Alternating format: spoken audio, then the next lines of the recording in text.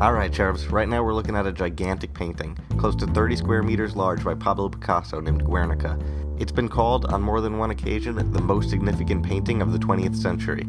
The name Guernica refers to a city in northern Spain, the location of a particularly horrifying event during the Spanish Civil War. During the interwar period, the time between the two wars, Spain, like many countries in Europe, struggled with political turmoil.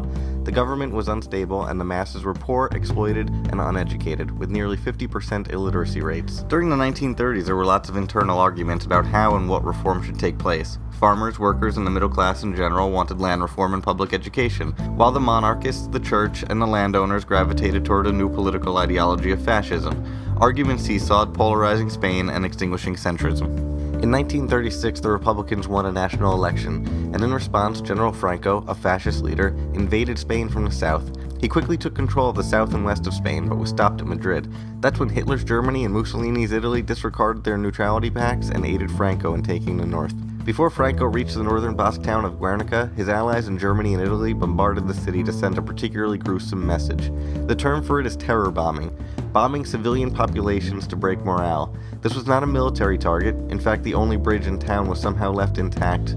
For 3 hours, the German Condor Legion bombed the city. The war reporter George Steer wrote that the purpose of the bombardment was seemingly the demoralization of the civil population and the destruction of the cradle of the Basque race. This was a new type of war. Planes could drop bombs indiscriminately and level entire cities. Picasso painted this in the 6 weeks following the destruction of Guernica, but this painting has been invoked during numerous atrocities since 1937. Dresden, Hiroshima, Kosovo, Halabja, 9/11, and anywhere else civilian populations have been senselessly attacked. A tapestry with the image of Guernica hangs outside of the Security Council at the United Nations. This painting's power comes from its ability to speak to individuals, but remains a universal symbol for populations under attack.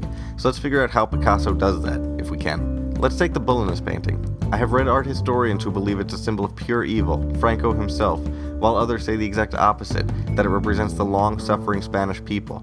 Some critics say it's a self-portrait of Picasso, and still others say it represents an escape from a reality that has become too violent. All of these attempts to find a literal meaning are reductive and ultimately fail. Picasso is playing with the visual memories and literacy of an entire generation, and indeed humanity in general, and invoking many different thoughts at once. Let's take the fallen soldier splayed out along the bottom of the painting. My visual vocabulary races through images like the Statue of Liberty, Roman funerary sculpture like classical busts, the Raft of Medusa by Delacroix, the Oath of the Horatii by David, the Horrors of War by Rubens, Goya's The 3rd of May, and many more. This figure doesn't represent liberty or honor or suffering or death or rebellion or anger or sadness, but all of those things at once. The powerful image of a woman holding a limb child in her arms invokes the Pietà, the Eisenheim altarpiece, the Massacre of Chios, and so much more. These do not simply play with the visual habits of art historians, but people in general. The works I've mentioned so far come from different time periods, yet the basic human emotion remains the same. Picasso drew on archetypal, tribal, and classical representations and rituals of death, searching for an inveterate pain that could be understood by all people. It's not just the iconography of paintings, but the iconography of a population in shock. And those silent screams of nearly every figure in the painting, muted by their dagger tongues, do not contain logical singular thoughts, but the frantic varied thoughts of a population in shock, confronted unambiguously with mankind's capacity for malice.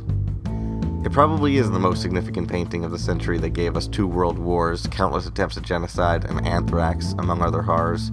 If you look closely, though, you'll see a tiny flower sprouting up from a soldier's hand and broken sword. I guess the only thing I could say is, I hope the 21st century has more of those tiny flowers.